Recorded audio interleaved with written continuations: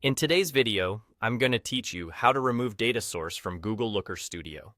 If you've connected the wrong data set, are cleaning up a report you no longer maintain, or simply want to reduce clutter, removing a data source is quick and straightforward. This action affects only the current report, so you're not deleting the connection for other reports, just attaching it here. Start by opening the report where the data source is attached. At the top of the editor, look for the menu labeled Resource. Click it, and then choose Manage Added Data Sources. This area is your control center for everything your report is connected to. You'll see a list of all the data sources currently linked to this report, along with their names and types. If you work with several similar connections, take a moment to confirm which one you actually want to remove.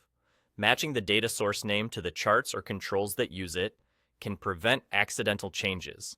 Once you've identified the correct one, click Remove next to that data source. That's all there is to it. The source will be detached from the report, and it will disappear from the list you're viewing. Any charts, tables, or controls that were powered by that data source will no longer have a connection, so they may display errors or show as broken until you connect them to a different source. This is expected behavior and a good reminder to verify dependencies before you remove anything critical. A few quick tips as you work.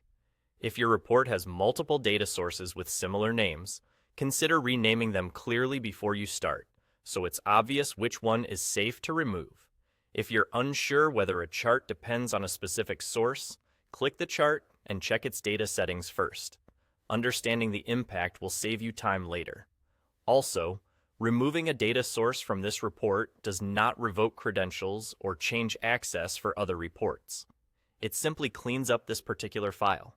If you ever change your mind, you can always add the data source back to the report later and reconnect affected components.